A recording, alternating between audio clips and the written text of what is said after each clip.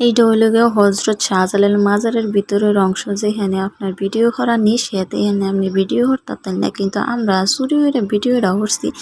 এবং কি মহিলা মানুষের ভিতরে ঢোকা নিষেধ, মহিলা মানুষ ঢুকতে দেয় না। আমার ভাই গেছিল ফোনটা লইয়া চুরি হইয়া মোবাইল দিয়ে ভিডিও হইয়া আনছে। এই নতুন সামনে দুইটা বেড়া মোনাজাত ধরছে কব্বরের পাশে। এরা যে কার কব্বর আমি জানি না, কিন্তু পাশে আরেকটা কব্বরও আছে।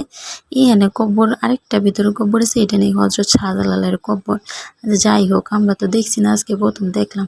এই ধরুন, এটা হয়েছে ভিতরের বাহিরের অংশ, যেখানে সবাই আর কি কবুতর টবুতরে খাবার টাবার দেয়। এটা প্রশাসনিক একটা ভবন। এই ভবনে হয়তো নিয়ম কানুন অনেক চালু আছে। মেলা কবুতর দেখছিলাম, কিন্তু এখন যাইয়া দেখি যে অল্প কয়েকটা কবুতর।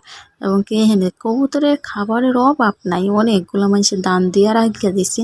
সামনে একটা মসজিদ, মসজিদটা আমার কাছে ভালোই লাগছে, এত বড় একটা মসজিদ।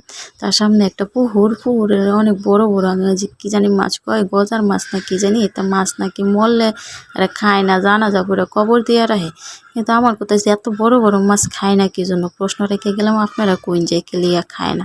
এই যে দুই মাছগুলো এখানে ছোটো ছোটো মাছ, এত বড় বড় মাছ না এগুলা, তারপরেও যে কি জন্য খায় না আমি বুঝি না। আমার তো দেখে লোভ লেগে গেছিলো। আবার হাঁটতে হাঁটতে সামনের দিকে যাইতেছিলাম দেখার জন্য আসলে কি কি আছে। পুরাটা ঘুরতেছিলাম আমি, আম্মা, আমার ভাই। সামনে যাই দেখি এনে কবরের অভাব নাই। ওই যদি হই না সবার প্রিয় সালমান শাহর কবর।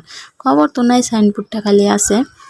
এখানে মনে হয় যে আরো অনেক মানুষের কবর আছে, যারা এখানে সাহিত্য আছে। হয়তো বড় বড় মানুষেরই কবর।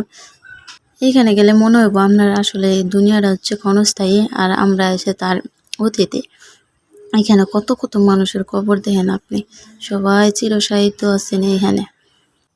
এইখানে আপনার মহিলা মানুষ ঢোকা নিষেধ, পুরুষ অবসর ঢুকা ঘুরে ঘুরে দেখতে পারে, কিন্তু মহিলা